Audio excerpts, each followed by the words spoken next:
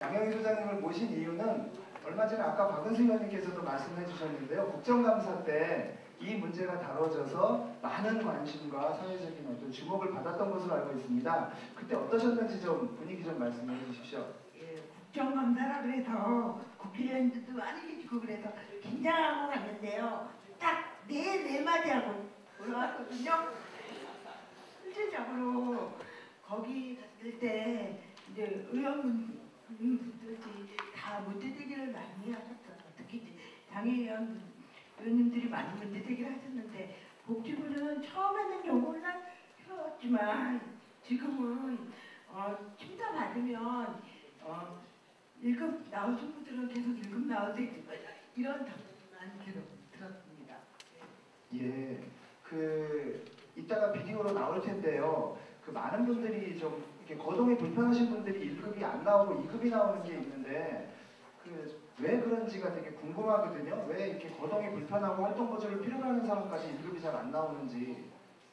이제 본래 당일 등급 이제 바뀌면 재심사 판정 기준이 바뀌면서 물론 심사 기준이 되게 엄격한 측면도 있지만 이쪽으로 예전에는 의사 소견 서원하라고 장애 등급이 정해졌는데 지금은 이제 심사센터에서 심사를 하다 보니까 실제로 장애인들을 직접 만나지 않고 서류상으로 보다 보니 서류 한 가지에 뭔가 등급 판정에 쟁점이 있으면 그걸로 이 점수 매겨서 하는 거기 때문에 1점 차이로 1등급이냐 2등급이냐 3등급이냐가 확 보이면 현실적으로 우리가 생활하는 데는 1등급과 2등급의 사이가 적자가 되게 많은데 등급 판정 내에서는 1점 차이로 등급이 확 깎여버리는 문제가 있습니다.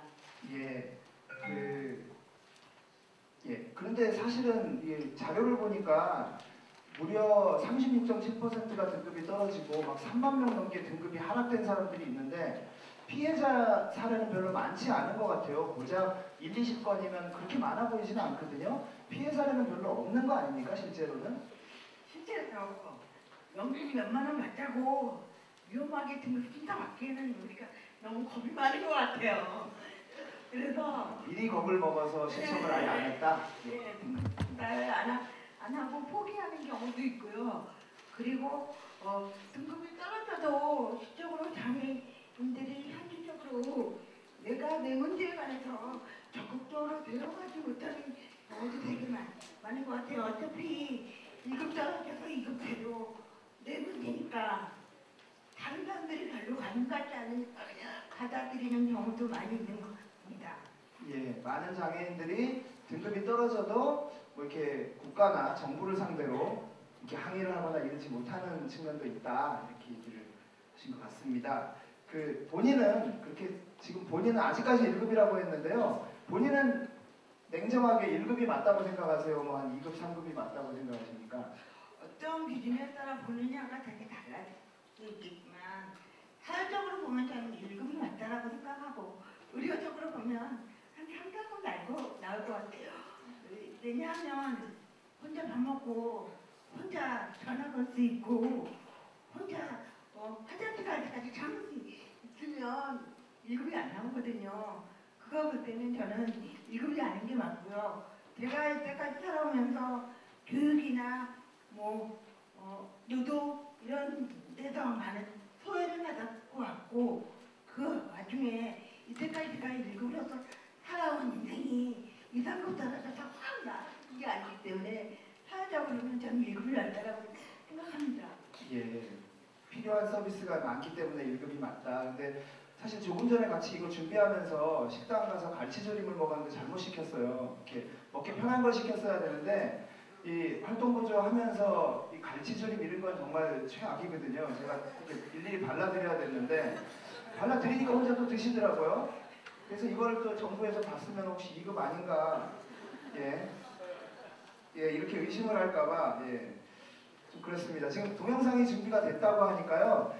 실제로 피해 사례들을 한번 직접 보시고 짧게 마무리하도록 하겠습니다. 일단 동영상 잠깐 보시죠.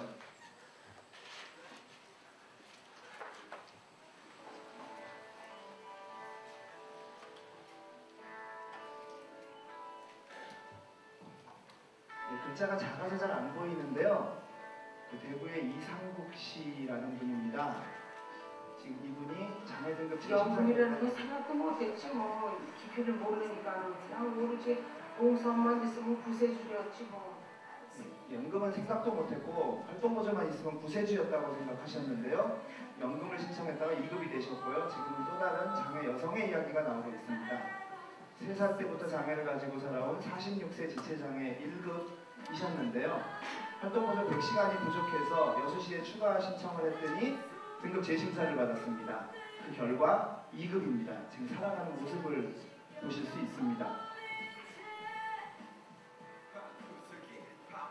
저렇게 두 사람이 휠체어에 어렵게 앉혀야 되는 이분이 2급이 나왔습니다. 지금 85세 노모와 함께 살고 계시죠.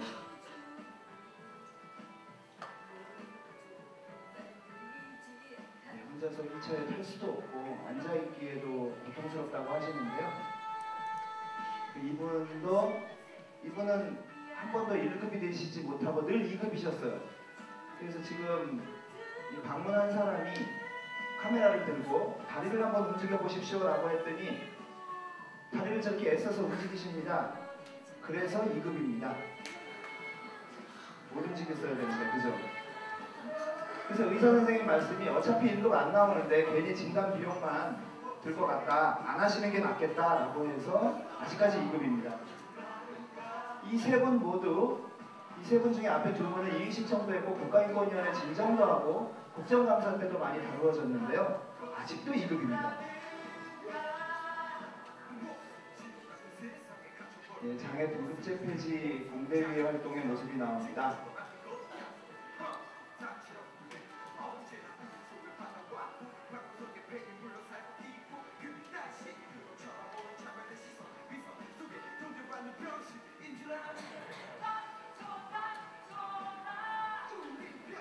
노심농성을 하던 모습이 나오고요. 장애 등급제 폐지를 요구하면서 이렇게 장애 등급제 폐지와 사회서비스 권력화를 위한 공동대책위원회를 구성을 하고 15개의 단체가 들어와 있죠. 그래서 7월 21일 토론회를 진행을 했었습니다. 이때 장애계뿐이 아니라 학계에서도 많은 이런 장애 등급제의 문제점을 얘기를 해주셨고요. 7월 30일 아주 역사적인 날입니다. 우리나라 최초로 장애연금이 지급되는 날 장애연금을 거부하겠다라고 기자회견을 한 장애인들이 있었습니다. 그리고 지난 9월 7일부터 농성이 시작되었고요. 여기가 바로 장애 등급심사센터의 모습입니다. 여기에 장애인들이 농성을 했죠. 이렇게 많은 농성과 많은 투쟁들이 있었습니다. 그래서 결국 장애 등급심사센터 4박 5일 동안의 투쟁으로 일단 복지부에서도 다시 장애계와 함께 장애 등급제에 대해서 논의를 하겠다라고 얘기를 해서요. 오늘도 그 회의를 진행하고 있는 것으로 알고 있습니다.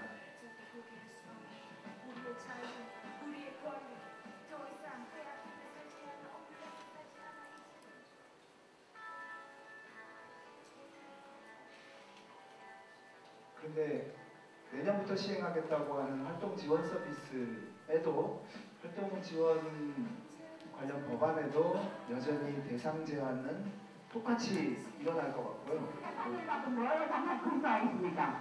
어릴 때 정말 할머니들이 아빠들이 부다니면 정말 안식년이라고 정신이라고 많이 나가라 살았습니다. 그렇게 살아왔는데 이 나이에 자기를 낳고 살다 죽라고 자신의 생각을 하는 말을 제가 통솔을 하고 있습니다. 우리가 이렇게 살고 싶어서 당해야 되겠습니까? 자, 여기까지 와서 정말 바르게 사람까지 가고 싶어서 그게 나와서 우리의 권리를 위해서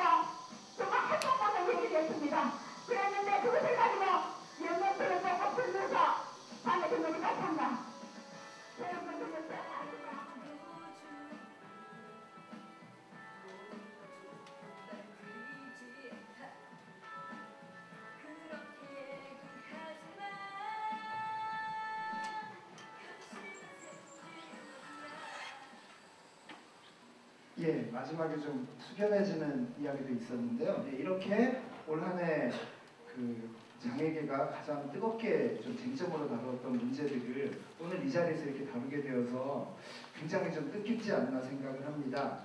그 실제로 복지부가 이렇게 가짜 장애인 많다고 하는데 실제로 그렇지 않습니까? 제가 보기에도 예, 장애계에 가짜 장애인들이 좀 있다라는 얘기를 들었는데요. 가짜 장애인이 없을 수는 없다라고 단정지어서 얘기할 수는 없겠죠. 예, 말을 되게 어렵게 하시네요. 있다는 거니까 없다는 겁니다. 그런데 어떤 관점에서 보냐에 따라 상당히 달라질 것 같아요. 제가 사업이 되는 진짜 장애인이고 1급이 되면 진짜 장애인일까요? 저는 그게 궁금해요. 제가 사업이 되면 진짜 장애인이고 1급이 되면 가짜 장애인은 장애인이에요. 이사에서 통행받는 사람들이 바로 장애인입니다. 그것을 등급을 해서 이거는 가짜다 이거는 진짜다라고 얘기하는 건 아닌 것 같습니다. 예, 저 비디오에 나온 분들 중에 저분들 지금 여전히 2급인데요. 어떻게 1급이 될 수 있는 방법은 없습니까? 어떻게 해야 됩니까? 다양한 측면에서 저는 솔직히 장애 등급이라는 게 등급을 매긴다라는 게 사람한테 등급을 매기는 게 참 웃음이라고 생각하는데요. 굳이 등급을 매겨야 한다면 가정에서 등급을 매겨야 한다면 여러 가지 다양한 측면들이 있어야 된다고 생각해요. 아까 그 영상에서도 나온 김정환 씨 같은 경우 그 몇십 년 동안 집에 있다가 단체화센터에서 일을 활동부적서부터 만들어서 일을 하게 됐었거든요. 그러면 그 장애인에게 노동할 기회가 생긴 거예요. 활동부적서부터가 잘리는 바람에 그 기회를 놓쳐버렸어요. 지금은 집에 만 계세요. 아까도 보셨지만 두 사람이 들어서 옮겨야 돼요. 체격이 크거든요. 날씬한 사람은 괜찮지만 그랬을 때 휠체어에 오르는 거 그 사람이 지금 일을 하고자 하는가 혹은 교육을 받고자 하는가 그리고 어떤 활동을 하는가 그리고 그 사람들의 장애 상태뿐만 아니라 그 환경 집이라든지 거기라든지 주변에 정말 폐순 농업밖에 없다든지 이런 환경적인 면들도 되게 중요하거든요. 그것에 따라 정말 그 사람에게 필요한 서비스가 가야 되지 않을까 생각합니다. 예, 제가 오늘 오기 전에도 그 장애 등급심사센터에 문의를 해봤습니다. 저분들 상황이 어떤가 하고요. 그래서 문의를 해봤더니 김정화 씨 아까 그 85세 노모와 사는 저분은 두 사람이 이제 들어서 휠체어에 앉고 이렇게 되시는 분인데요. 의학적으로는 1급이 안 나온대요. 그래서 일단은 장애등급심사센터가 판단을 보류하고 복지부에다 일단 올려놓은 상태라고 합니다. 이상국 씨도 의학적으로는 1급이 안 나온대요. 대구에서 저분도. 저 두 분은 1급이 의학적으로 안 나오기 때문에 지금 복지부가 되게 난감한 상태라고 합니다. 저분은 1급을 주자니 의학적인 형평성에 문제가 생기고 2급을 주자니 사회적으로 너무 알려져 버려서 이제 욕을 먹겠죠. 아니 저런 사람이 왜 2급이야? 그래서 복지부의 판단이 좀 재미있는 상황이고요. 사실은 그런 또 저런 거 보면은 그냥 1급, 2급 중요한 게 아니라 저 사람에게 필요한 것들이 뭔가를 더 고민을 했으면 좋을 것 같다는 생각이 듭니다. 끝으로 예, 오늘 이렇게 많은 분들이 그리고 학계에서도 많이 오시고 전문가들도 많이 오시고 장애인 당사자도 굉장히 많이 보이는데요. 이런 자리에서 어떤 좀 논의가 많이 되기를 바라십니까? 네, 제가 가끔 강의를 다니는데요. 이렇게 많은 분들 앞에서 이렇게 정말 장애인께 관계하시는 많은 분들이 생각하는 건 정말 처음이고요. 국정원도 가정합니다 떨리는데 정말 이게 우리가 말로만 떠드는 게 아니라 정말 장애 대중의 그런 발현들이 현실적으로 정책에 반영되고 그리고 정말 저도 아까 뭐 가짜 장애인 얘기도 나왔지만 적으로 장애인이 요구하는 게 무엇인가 이런 것들이 좀 정책적으로 반영이 되고 현실적으로 좀 바뀌는 모습들 그리고 실효성주의를 할 수 있는 그런